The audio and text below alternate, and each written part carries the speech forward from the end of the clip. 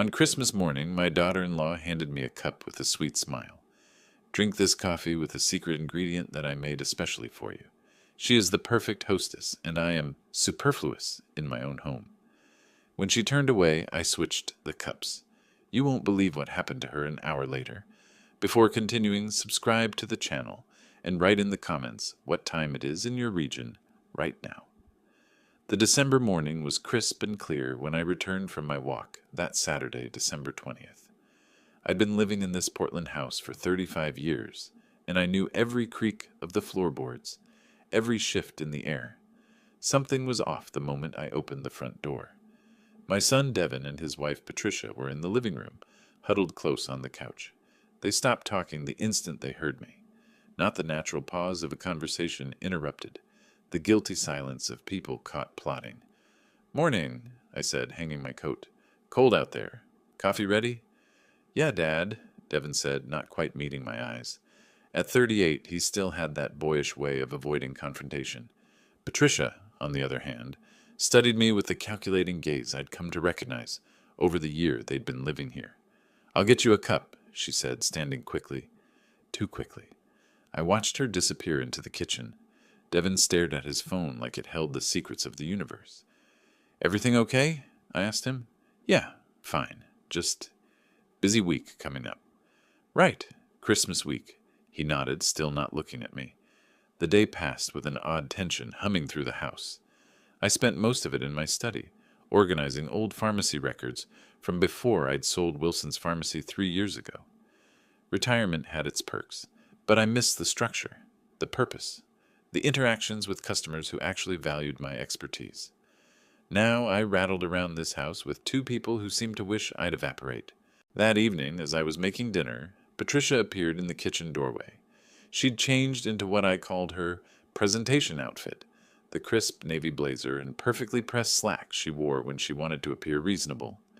"Ted, we need to talk about Christmas." Her tone was bright, almost cheerful. Too cheerful. I continued stirring the pasta sauce. "What about it?"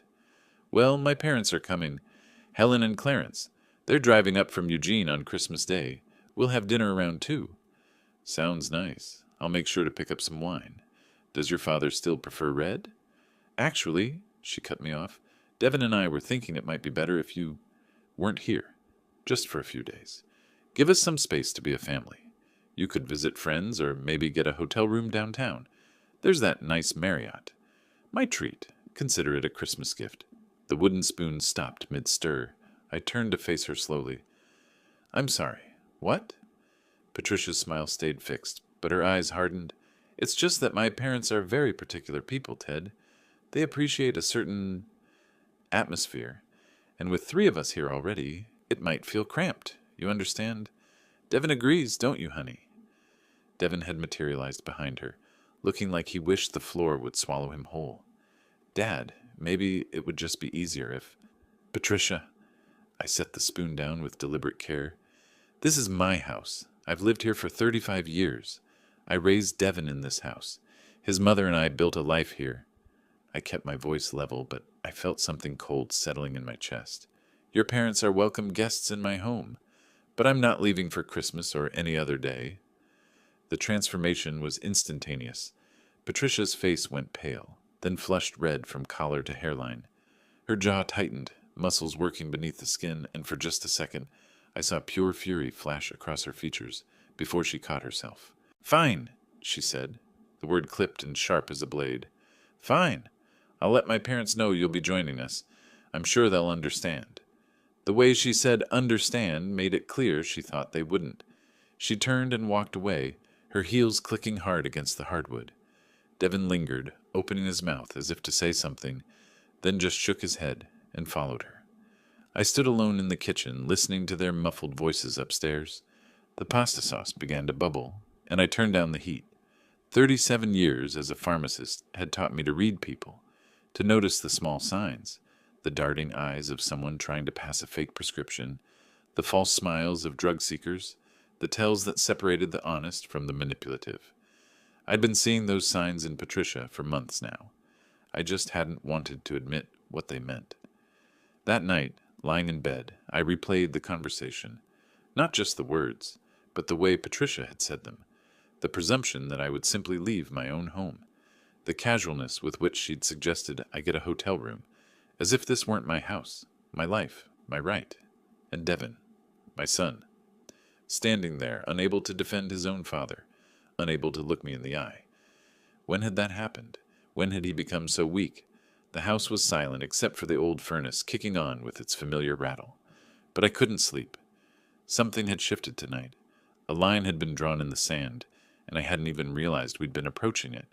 Through the wall I could hear Patricia's voice, low and intense.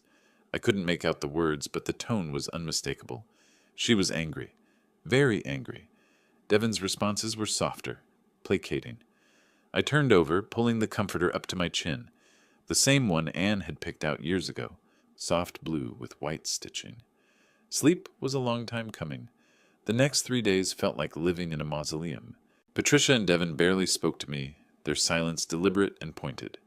When I entered a room, they'd stop talking or find an excuse to leave. Meals were wordless affairs where I might as well have been invisible. I tried to maintain normalcy. On December 21st, I made breakfast as usual. Scrambled eggs, toast, coffee, and set out 3 plates. Patricia walked past the kitchen, saw the food, and pointedly made herself a protein shake instead. Devin grabbed a granola bar and mumbled something about not being hungry. Fine. I ate alone, reading the newspaper, refusing to give them the satisfaction of seeing me affected. But I was affected. I'd be lying if I said otherwise. On the 22nd, I decided to do some Christmas shopping. As I was putting on my coat, Patricia emerged from the spare bedroom they'd converted into her home office. Going somewhere? Her tone made it sound like an accusation. Shopping. Last-minute gifts. How nice, she said with a smile that didn't reach her eyes. Some of us have been preparing for weeks. I left without responding. In the car, I gripped the steering wheel and took a deep breath. When had this house stopped feeling like mine? When had I started feeling like a guest? No, worse, like an unwanted tenant. That evening, I found myself thinking about other incidents. Small things I'd dismissed at the time, but now seemed to form a pattern. 2 months ago, Patricia had offered to pick up my blood pressure medication from the pharmacy. I'm going right past there anyway, she'd said, but she'd forgotten. I'd had to go myself the next day, running low enough that I'd skipped a dose. An accident, I'd told myself. People forget things. Then there was that dinner party they'd hosted 3 weeks back. Some of Patricia's friends from her marketing job. She'd introduced me as Devin's father who lives with us, as if this were their house and I was the dependent. One of her friends had actually patted my arm sympathetically and said, "It's so generous of them to take you in." I'd corrected her politely, but Patricia had just laughed it off and changed the subject. And last week was when she'd made that comment about modern families. We'd been watching the news, a story about rising housing costs. Patricia had sighed dramatically and said, "Honestly, elderly people holding on to these big houses, they don't need such a burden on everyone. Modern families need space, and old folks could easily move into senior communities." Devin had shifted uncomfortably, but said nothing. I'd changed the channel. Now, on December 23rd, I sat in my study and pulled out the file folder where I kept important documents. My will, the house deed, insurance papers. Something was off. The papers weren't in the order I'd left them. I was meticulous about these things. Had to be, as a pharmacist. Everything had its place. Someone had been looking through my documents. I checked the house deed carefully. Still in my name, as it should be. The will was unchanged, but the fact that someone had been rifling through these papers. I put everything back and locked the drawer this time, pocketing the key. That night, Christmas Eve, I went to bed early. Or tried to. Around 10 p.m., I heard voices from the kitchen. Patricia and Devin, talking in those urgent whispers people use when they think they're being quiet, but really aren't. I eased out of bed and moved to my door, opening it just a crack. "Tomorrow morning," Patricia was saying. "Just trust me, Devin. Everything will work out." "I don't know, Patty. He's my dad. This feels wrong." "Wrong? What's wrong is us tiptoeing around him in his house. Our house. We've been patient long enough. Tomorrow everything will be different. I promise." "But what if—" "Shh. Go to bed. Tomorrow. Just trust me." I heard footsteps on the stairs and quickly closed my door, standing in the darkness of my room. Tomorrow, everything will be different. What did that mean? My pharmacist's mind started running through possibilities. Patricia was planning something for Christmas Day, something she thought would solve the problem of me being in the way. I thought about her offer to pick up my medication and conveniently forgetting, her questions about my health, my daily routine, my habits, the way she'd been so insistent I leave for Christmas. What was she planning? I lay awake most of the night, my mind turning over possibilities. By the time dawn broke on Christmas morning, I still didn't have answers. But I had something else, a decision to stay alert. Whatever Patricia had planned for today, I'd be ready. The scent of fresh coffee woke me around 7 a.m. Odd. Neither Devon nor Patricia were typically early risers, especially not on holidays. I got dressed and headed downstairs.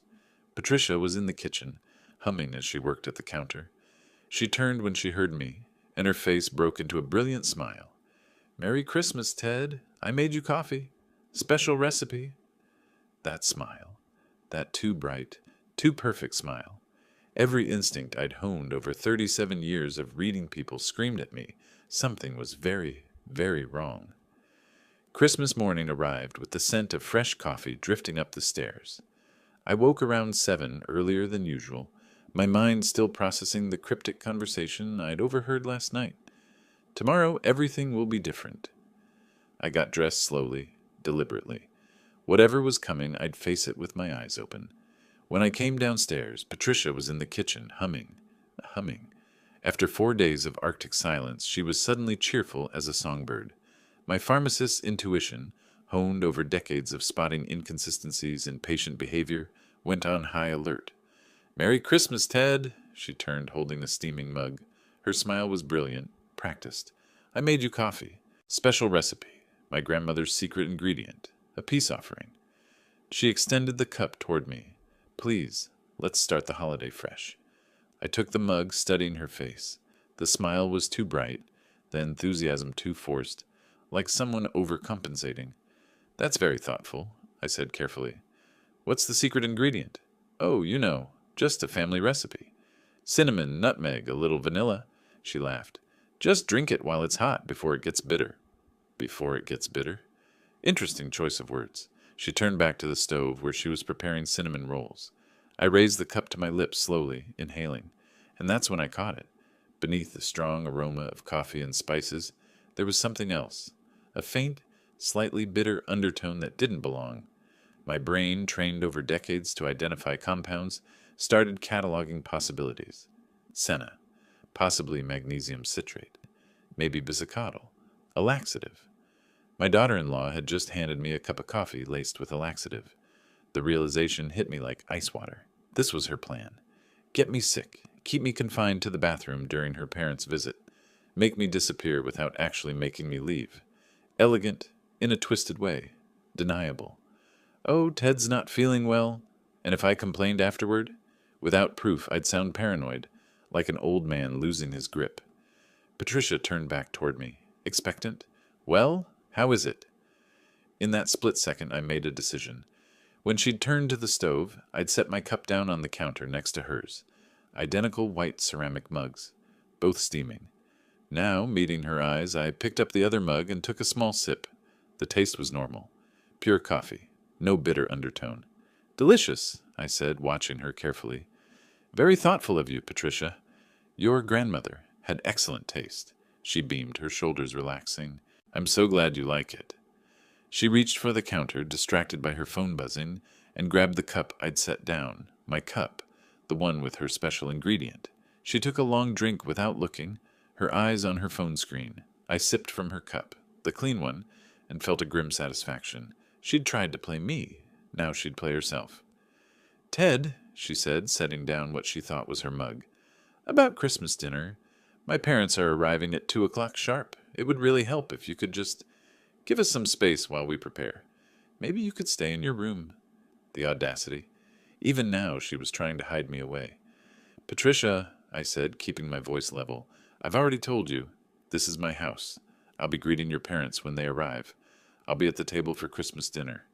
Her jaw tightened. and I saw a flash of anger before she caught herself. Fine. Just try to be presentable. My parents have certain expectations. I'm aware of how to dress for company, I said dryly. I have been hosting guests in this house for 35 years. She turned back to her cinnamon rolls with jerky movements. I went to my study after that, closed the door, and sat in my leather chair, the one Anne and I had picked out together 20 years ago. My hands were shaking slightly, not from fear, from pure crystallized anger. She'd tried to drug me, in my own home, on Christmas morning. This wasn't just disrespect anymore. This was assault. In Oregon, administering any substance to someone without their knowledge or consent was a crime. I sat there in the quiet, listening to the sounds of the house, Patricia and Devin preparing for their performance, because that's what this was, and I was supposed to be the problem that got magically solved. The irony wasn't lost on me. Patricia had been so confident, so sure of her plan. She'd probably imagined me locked in the bathroom, humiliated while she played the dutiful daughter-in-law. Poor Ted, he's not feeling well. Instead, she'd be the one suffering. Around 1:30, I heard increased activity, Patricia's voice giving Devin instructions, the clink of dishes.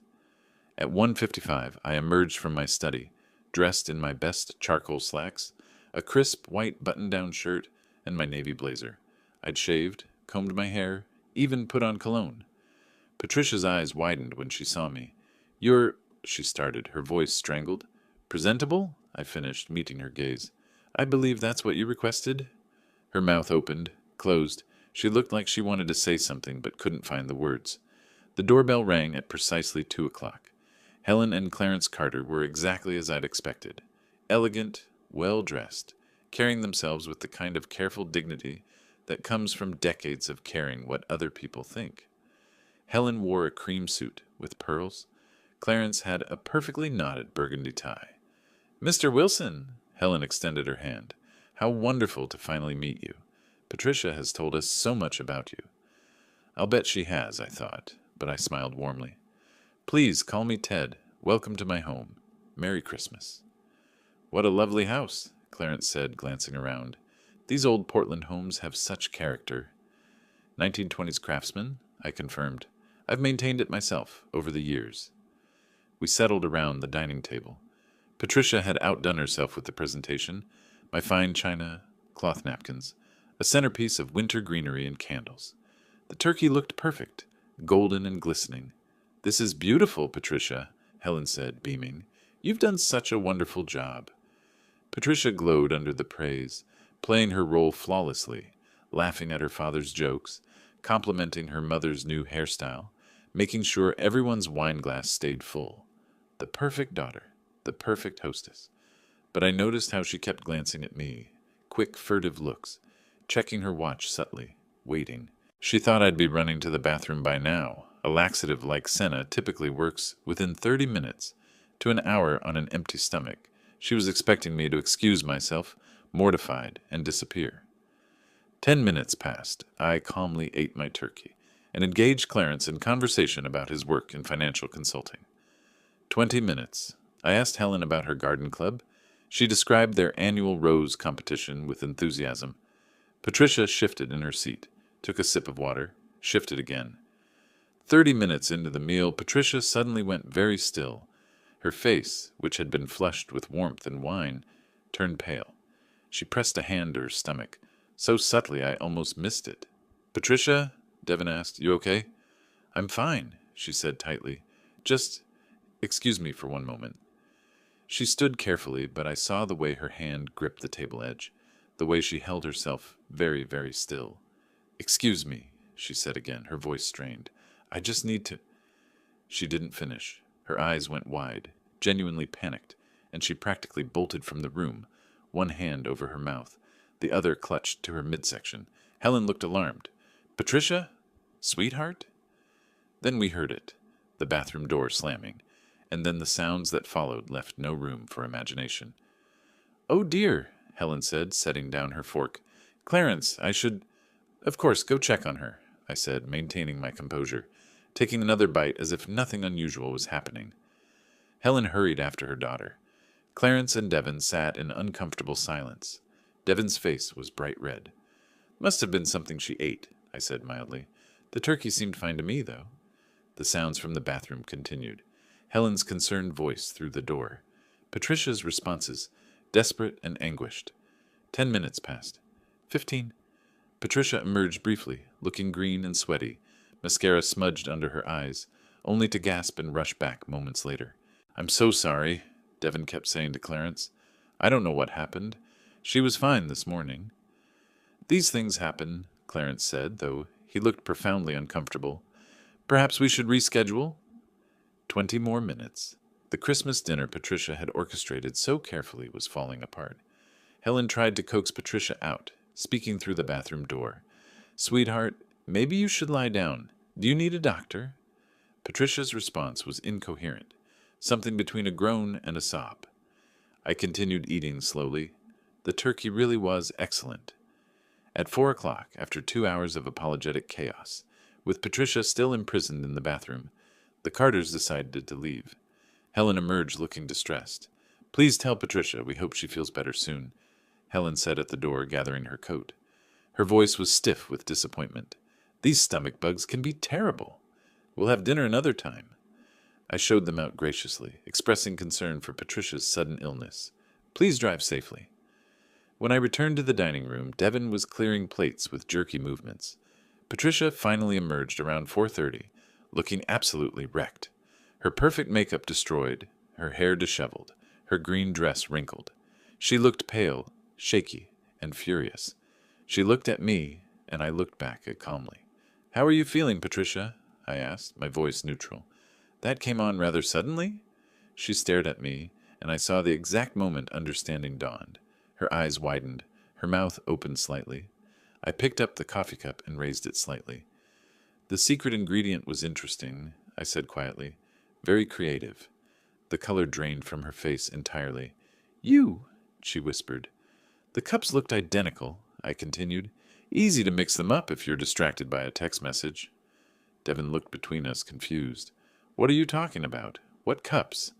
But Patricia knew. She knew exactly what I was talking about, and the fury in her eyes was matched only by the humiliation of spending her parents' Christmas visit locked in a bathroom.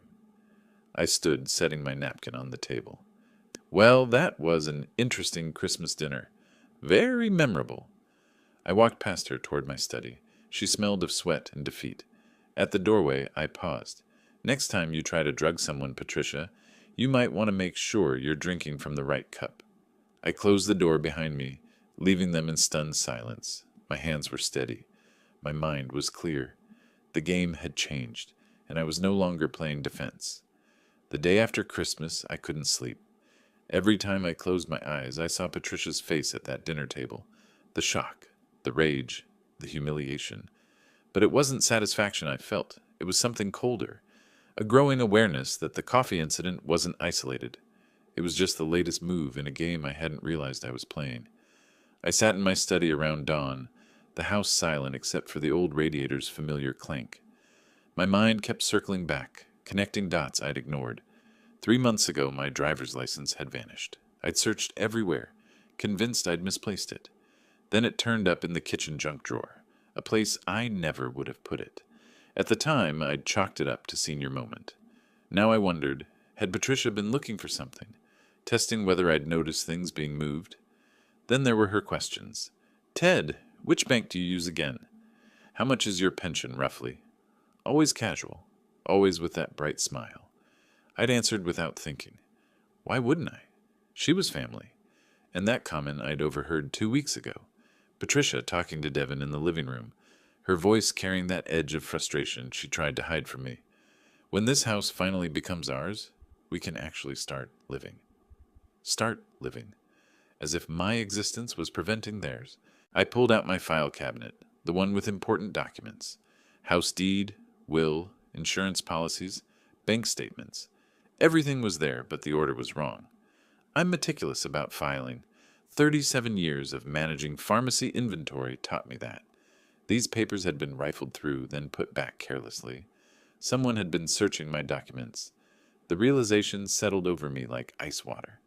This wasn't about disrespect or family tension. This was about my house, my assets, my life insurance. Patricia wasn't just trying to embarrass me at Christmas dinner. She was trying to eliminate me as an obstacle. I needed fresh air. I needed to think. The morning was clear and cold, frost still clinging to the grass. I walked my usual route through the neighborhood, past houses decorated with Christmas lights that looked garish in daylight. I was so lost in thought, I almost didn't hear Quentin calling my name. "Ted! Merry Christmas!" My neighbor, Quentin Brown, jogged across the street. He was in his early 40s, a local realtor with that easy friendliness that made him good at his job. "Great to see you out. How was your holiday?" "Eventful," I said, managing a smile. "I bet. Family gatherings always are." He fell into step beside me. "Hey, speaking of which, I've been meaning to ask. Are you guys looking at investment properties? I saw Patricia with Mark Davis last week at that coffee shop on Hawthorne." My stride didn't falter, but every nerve in my body went alert. "Mark Davis?" "Yeah, he's another realtor. Handles a lot of residential sales." Quentin grinned, oblivious. I couldn't help overhearing a bit of their conversation, occupational hazard, you know. They were talking about some promising property in a quiet neighborhood and something about quick sale potential. I figured you were diversifying, maybe looking at rental income. Smart move at your age. At my age. Everyone kept reminding me. "Which coffee shop was this?" I asked, keeping my tone casual. "Hawthorne Hideaway, last Tuesday, I think. Around 2 o'clock. I was meeting a client there." He clapped me on the shoulder. "Anyway, if you want a second opinion on any properties, let me know. Always happy to help a neighbor." We parted ways at the corner. I continued my walk, but my mind was racing. Last Tuesday, while I'd been home thinking Patricia was out shopping, she'd been meeting with a realtor named Mark Davis, discussing properties and quick sales. They weren't looking to buy investment property. They were planning to sell my house. The audacity was breathtaking. The house I'd lived in for 35 years. The house I'd raised Devin in. The house Ann and I had made our home. Patricia and Devin were planning to sell it out from under me. How far along were these plans? Had they already contacted buyers? Were they just waiting for me to, what? Die? Move to a nursing home? Or had the coffee been meant to be the first step in a longer campaign? Get me sick enough to seem incompetent, unreliable, build a case for why I couldn't live independently anymore. I walked for another hour, my anger crystallizing into something harder, something purposeful. When I returned home, Patricia and Devin were in the kitchen. They looked up when I entered, their expressions wary. "Morning," I said pleasantly. "Beautiful day." Patricia's eyes narrowed slightly. "You're up early." "Couldn't sleep. Lots on my mind." I poured myself coffee, from a fresh pot I'd made myself. "Lots to think about." I saw them exchange a glance. Good. Let them wonder what I knew. I went to my study and closed the door. Then I pulled out my phone and started making a list. First, I needed documentation. Proof of Patricia's meeting with the realtor. Proof of what was in that coffee. Second, I needed legal protection. If they were planning to sell my house, I needed to make sure that was legally impossible. Third, I needed to understand exactly what I was dealing with. What other plans did they have? I'd spent my entire career being careful, being thorough, being methodical. Those skills hadn't disappeared with retirement. If Patricia and Devin wanted to play games with my life, fine. But they'd chosen the wrong opponent. I spent December 27th planning. Not just thinking, actually planning the way I used to plan inventory orders at the pharmacy. Step by step, methodical. By December 28th, I was ready to move. My first call was to Charles Morrison, an old colleague and toxicology expert. We'd worked together for years. I'd run my pharmacy. He'd owned the medical laboratory next door. "Charles, it's Ted Wilson. I wonder if you have time for coffee this week." "Ted? Of course. How about tomorrow? That place on Division opens at 8. "Perfect. And Charles, I have a hypothetical situation I'd like your professional opinion on." The next morning, December 29th, I arrived first. Charles showed up 10 minutes later, looking fit and tan from a recent vacation. "Retirement looks good on you," I said as we settled into a corner booth. "Can't complain.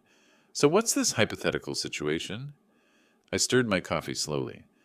Let's say someone slipped a laxative into another person's drink without their knowledge. What would that legally constitute? Charles's eyebrows rose. "That's not hypothetical, is it? Humor me." He leaned back, serious now. Ted, even if it's just a laxative, administering any substance without consent is assault in Oregon. Depending on intent and effects, it could be charged as poisoning, a felony. If the person suffered harm, that strengthens the case. And if there was a sample, I could run a tox screen in my home lab. If we're talking about a legal case, I'd document everything properly. Chain of custody, official report. I met his eyes. I had coffee on Christmas morning. That tasted off. I saved some. My daughter-in-law made it. 30 minutes later, she was the one who got sick, not me. You switched the cups. I switched the cups. Where's the sample? In my refrigerator, sealed container, untouched since Christmas. Charles pulled out his phone. I'm clearing my schedule today. Let's go get it right now. If there's senna in that coffee, we'll have proof of intent. And Ted, get a lawyer. We drove back to my house. Patricia and Devin were out shopping. I retrieved the container from the refrigerator, still sealed with plastic wrap and tape. Charles handled it carefully. I'll run a full tox screen. Give me 48 hours. If I find what I think I'll find, I'll prepare a formal lab report. Bill me for your time. Ted, you bought me coffee for 20 years. Consider this paid in full. He paused at the door. Be careful. If she tried this once, I know. That's why I need the report. After Charles left, I made my second call. Dorothy Anderson had handled my will after Anne died. Sharp, specialized in estate law and elder abuse cases. Ted Wilson, she said warmly, what can I do for you? I need to update my will, and I have concerns about potential financial exploitation. Can you be more specific? My son and daughter-in-law are living with me. I've discovered they may be planning to sell my house without my knowledge. I need legal protection. Come in tomorrow, 10 a.m. Bring all your property documents. And Ted, don't mention this meeting to anyone. December 30th, I told Patricia and Devin I was having breakfast with an old friend. Instead, I met Dorothy downtown. She reviewed my documents with focused intensity. The house is solely in your name. That's good. But if they have access to your information, they could potentially forge documents. She looked up. Has anything else unusual happened? I told her everything. The moved documents, Patricia's questions, the coffee incident, the realtor meeting. Dorothy's expression grew grim. Ted, this is a pattern of predatory behavior. In Oregon, we take elder financial abuse seriously. Here's what we're going to do. She pulled out a legal pad. First, a new will with an undue influence clause. If anything happens to you under suspicious circumstances, everything goes to charity, nothing to Devin or Patricia. That removes their financial incentive. Second, we file a notice with the county that any transaction involving your property requires your signature, verified by me personally. That prevents forgery. Third, power of attorney, but only to me, no family members. That prevents them claiming you're incompetent. Fourth, we document everything. How long will this take? Essential documents ready by January 3rd. We'll need a notary, witnesses who can testify you're of sound mind. I left Dorothy's office 3 hours later with a real plan backed by law. On my way home, I stopped at an electronics store. The clerk showed me a camera disguised as a digital alarm clock. Streams to your phone. Motion-activated cloud storage. I'll take two. That evening, I installed one in the living room, positioned to capture the entryway and kitchen. The second went in my study, aimed at my file cabinet. Patricia noticed the new clock on the bookshelf. Redecorating? Just updating some things, I said. New year, new gadgets. She didn't ask more. By January 1st, I had proof of the poisoning from Charles's lab report. I had legal protections being finalized by Dorothy. I had surveillance in place, and I had patience. Patricia and Devin thought they were waiting me out, waiting for nature to take its course. They had no idea I was waiting too, watching, documenting, building a case that would destroy them. On January 6th, Charles called. Ted, we need to talk, in person. We met at the same coffee shop where this had all started. He slid a folder across the table, his expression serious. The results are conclusive. Significant concentration of senna in the coffee sample, enough to cause severe gastrointestinal distress for several hours. He tapped the folder. I've prepared a formal lab report with full documentation. Chain of custody, methodology, findings. This would hold up in court. I opened the folder. The technical language was there, but the conclusion was clear. Deliberate poisoning. Thank you, Charles. Ted, be careful with this. What you're holding is evidence of a crime. If you're going to use it, do it right. Get legal counsel involved. Already have. He nodded approvingly. Good. And Ted, watch your back. If she tried this once, I know. That's why I'm taking precautions. That afternoon, I stopped at an electronics store downtown. The young clerk seemed surprised when I asked about home security devices, but he was helpful. This one looks like a regular alarm clock, he explained, showing me a device on the counter. But it's actually a camera. Streams directly to your phone, motion activated, stores everything in the cloud. You can monitor it from anywhere. I'll take 2. Setting up a whole security system. Something like that.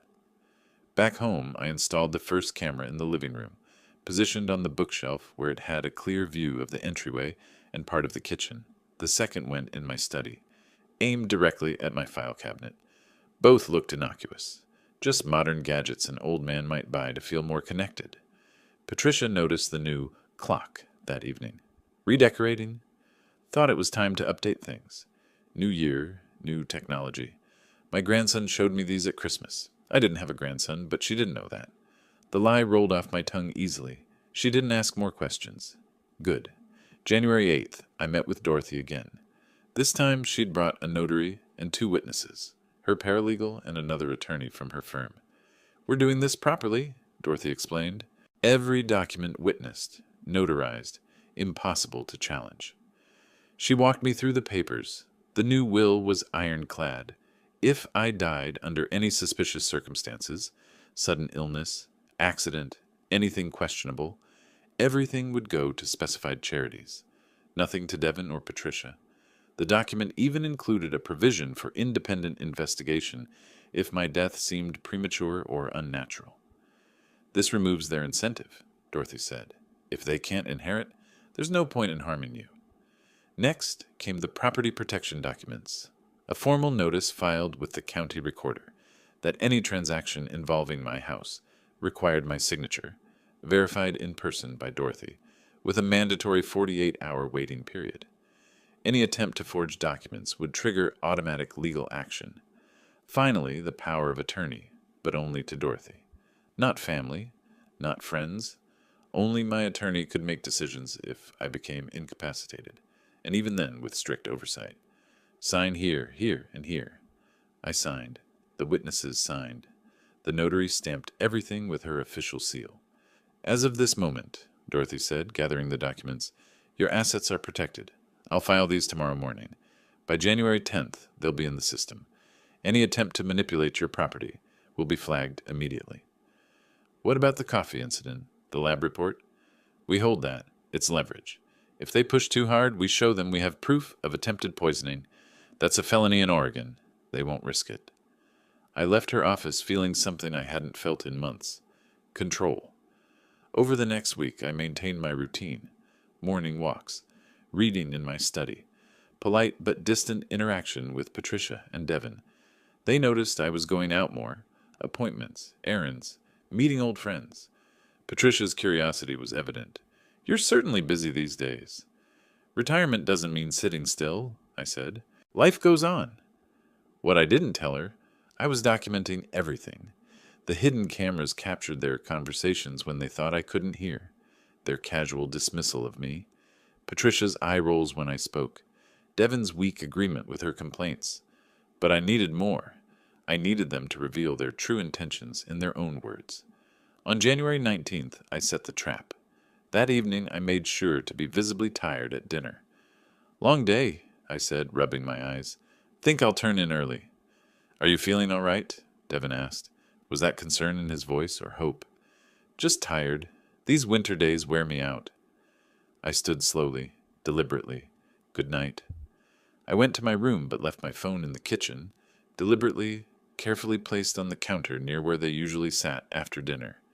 The voice recorder app was running, hidden in a folder of weather apps they'd never think to check. Then I waited in my room, door cracked open just enough to hear. For 20 minutes, nothing. Then I heard them settle at the kitchen table. Patricia's voice, frustrated. He's always here, always watching, always controlling everything. Patty, it's his house. Devin's voice was weak. It should be our house. We've been living here a year. A year of tiptoeing around, asking permission, living like guests. We're 40 years old, living with your father like teenagers. What do you want me to do? We've talked about this. The realtor said we could get $700,000 for this place. Maybe more. That's our future, Devin. Our freedom. We could buy something smaller, invest the rest, actually live. But Dad, your father is 70. He could have another 10, 15 years. Are we supposed to wait that long? Put our lives on hold while he just exists here? A pause. Then Devin, quieter. What are you suggesting? I'm suggesting we accelerate things. Nursing homes, assisted living. We could say he's showing signs of dementia. He's not. Who would know? We're family. We have his best interests at heart. A doctor's evaluation, some carefully worded concerns, and suddenly he needs full-time care he can't get at home. My hands clenched. So this was the plan. Not just stealing my house, stealing my competence, my independence, my mind. I don't know, Patty. The Christmas thing didn't work, but that was just a first try. There are other ways. He's old. He falls, he breaks a hip, suddenly he can't live alone. Or his memory starts going. Documented incidents, missed appointments, confusion. We build a case. That feels wrong. What feels wrong is being trapped here. You promised me we'd have our own life. Silence. Then Devin, defeated. Okay, we'll figure something out. Good, because I'm done waiting. I heard chairs scraping. I waited 10 more minutes, then retrieved my phone. They were upstairs. The recording was clear, damning. I listened 3 times, my anger crystallizing into something colder. They weren't just greedy.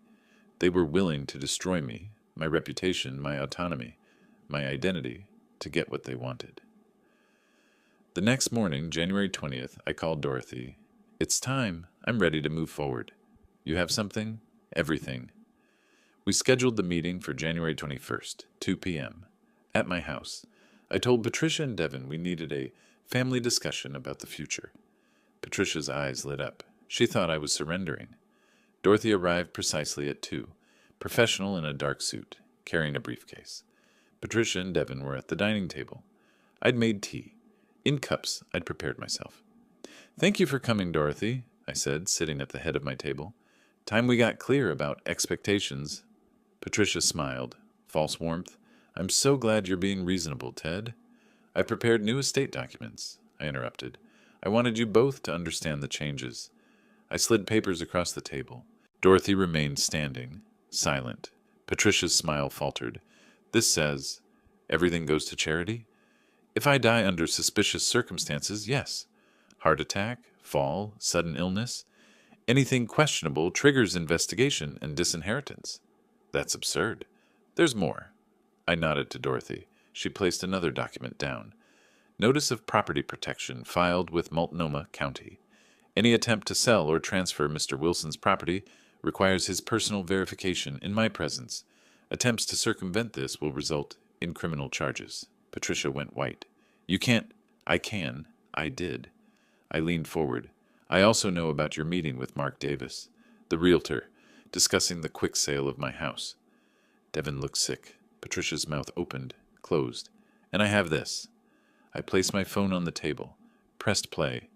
Their voices filled the room. Patricia's calculation, the nursing home scheme, plans to declare me incompetent. Every word. The silence after was absolute. That's illegal recording, Patricia started. Oregon is a one-party consent state, Dorothy said calmly. Perfectly legal and quite damning. Patricia stood abruptly. This is insane. We're trying to help you. You tried to poison me, I said quietly, on Christmas. That was a joke. I have lab results. I placed Charles's report on the table. Senna. Enough to incapacitate someone for hours. Administered without consent. In Oregon, that's assault. Potentially felony poisoning. Patricia grabbed Devin's arm. We don't have to listen to this. But Devin was staring at the papers, the recording device, at me. Dad, you have 2 weeks, I said. Find other housing. Leave voluntarily and we end this quietly. Refuse, and I file charges.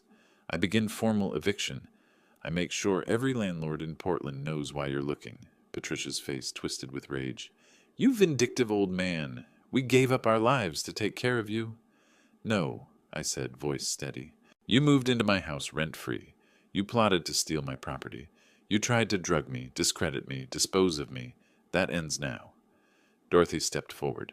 "My client has been generous. Accept his terms or face criminal charges. Your choice." They left the room in fury. But they left. I sat at my table, in my house, finally free to breathe. The game wasn't over, but I'd played my hand, and they knew they'd lost. The days after January 21st felt like walking through a minefield. Patricia and Devin didn't leave immediately. Instead, they dug in, fighting back with everything they had. January 22nd, I woke to find Patricia on the phone in the living room, speaking loudly enough for me to hear. "Yes, I'm very worried about him. He's been making wild accusations, claiming we're trying to steal from him. I think he needs a psychiatric evaluation." I walked past her to the kitchen, poured my coffee, and said nothing. Let her make her calls. Dorothy had already warned me this might happen, the desperate counterattack of people who know they're losing. That afternoon, Devin tried a different approach. He knocked on my study door, looking more haggard than I'd ever seen him. "Dad, please, can we talk reasonably? Patricia thinks you've misunderstood everything. The realtor meeting, that was just exploring options for us, for our future. Not your house. Never your house." I looked at him steadily. "Devin, I have witnesses. I have recordings. I have a lab report proving your wife put senna in my coffee. Which part did I misunderstand?" His face crumbled. The coffee thing was... She said it was supposed to be funny. A prank. She didn't mean... She meant to drug me so I'd be locked in a bathroom during Christmas dinner. That's not a prank. That's assault. I leaned forward. "And you knew about it, didn't you?" The silence told me everything. 2 weeks, I said. "That's still the deal. Find an apartment and leave, or I make this legal in public. Your choice." He left without another word. Patricia tried guilt next. On January 25th, she cornered me in the kitchen, tears streaming down her face. "How can you do this to your own son? To family? We have nowhere to go. You both have jobs. You'll figure it out. This is abuse. Elder abuse, but in reverse. You're the one with all the power, all the money, and you're using it to hurt us." I almost laughed. "Patricia, I have a lab report that says otherwise. Would you like Dorothy to explain how elder financial abuse laws work in Oregon?" Her tears dried up instantly. "You're a vindictive, cruel old man." "Perhaps. But it's my house, and you're leaving." February 1st, they made their last legal attempt. A different lawyer, their third, sent a letter claiming they'd established implied tenancy and deserved proper eviction procedures. Dorothy destroyed that argument in 2 paragraphs and 1 phone call. By February 3rd, their lawyer had withdrawn from the case. On February 5th, I came home to find them actually packing. Finally. Boxes appeared in the hallway. Their bedroom door stayed closed most days, and I could hear them arguing behind it. Good. Let them fracture. Let them face what they'd created. February 10th, I showed them the lab report. We were in the living room, me in my chair, them on the couch.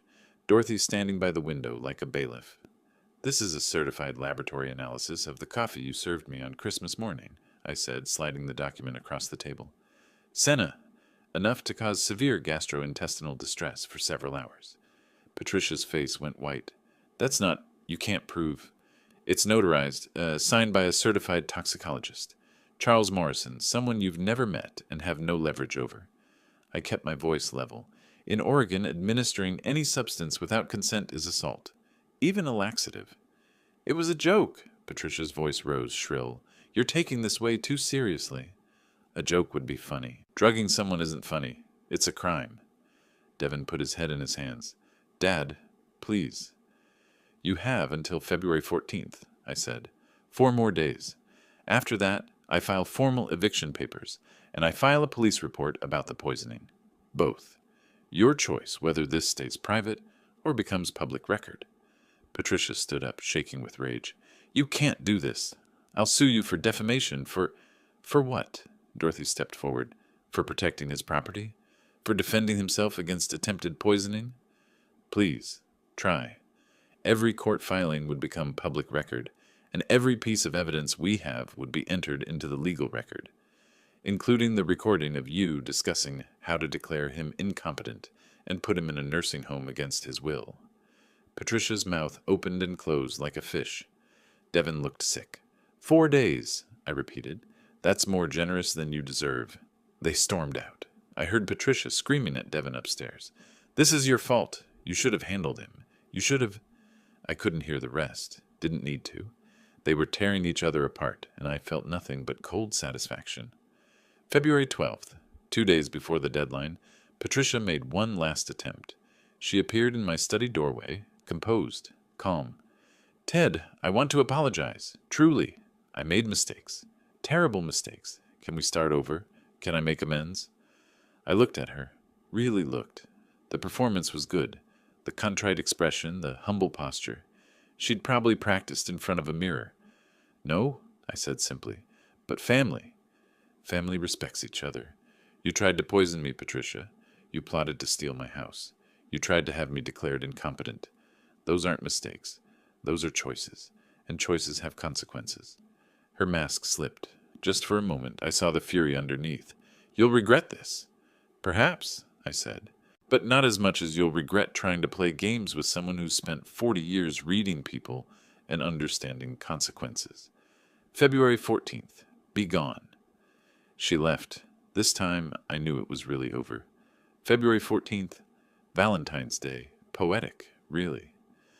The moving truck arrived at 8 in the morning. I watched from my study window as 2 workers began loading boxes. Patricia supervised with sharp, angry gestures. Devin moved like a sleepwalker, carrying items mechanically. I stayed inside most of the day. No point in watching every detail. Dorothy had sent over the final paperwork.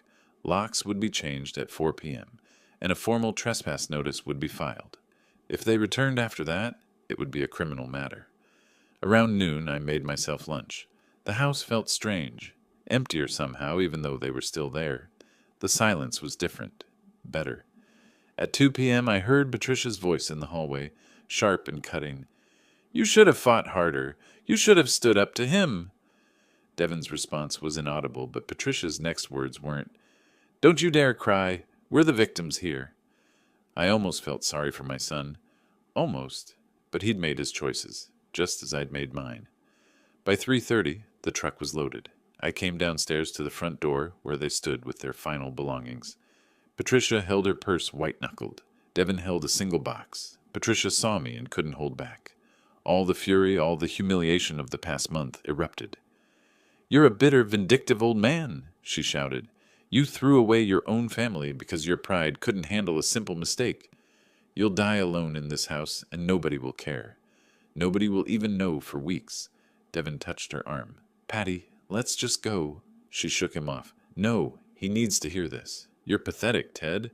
Pathetic and cruel, and you deserve every lonely day you have left. I looked at her. Really looked. Not with anger, with something colder. Clarity. Respect isn't inherited, Patricia, I said quietly. It's earned. 6 words. That's all it took. Her face went through shock, rage, comprehension, and finally defeat. Because she knew, deep down she knew. I was right. Devin looked at me one last time. Dad, I'm sorry. For all of it. Goodbye, Devin, I said, not unkindly. Not warmly either. Just final. They left. The truck pulled away. Patricia's car followed, taking the corner too fast, tires squealing. I closed the door, locked it. The deadbolt sliding home was the most satisfying sound I'd heard in months. The house was quiet.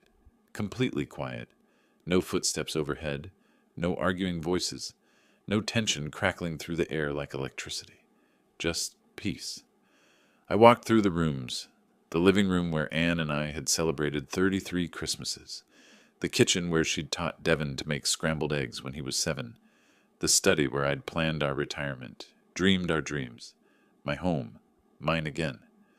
At 4 p.m., the locksmith arrived as scheduled. I watched him install new deadbolts on every door. Fresh keys. Fresh start. Dorothy called at 4:15. It's done. Locks changed. Legal notice filed. They're officially barred from the property. How are you feeling? Tired, I admitted, but good. Clear. You did the right thing, Ted. You protected yourself. That takes courage. After she hung up, I made coffee. Carefully, slowly, just coffee. No secret ingredients, no hidden agendas. I took it to the back porch. The late February afternoon was cold but bright. In the garden, the first crocuses had pushed through, purple and white, defiant against winter. Anne had planted those bulbs 15 years ago. They always come back, she'd said. That's what I love about them. I sat on the porch steps, coffee warming my hands, and looked at those brave little flowers. Well, Anne, I said to the garden, to the sky, to wherever she was, I did what you would have told me to do. I stood up for myself. I protected what we built together. The crocuses nodded in the breeze. I know I lost Devon, maybe forever. That hurts more than I can say.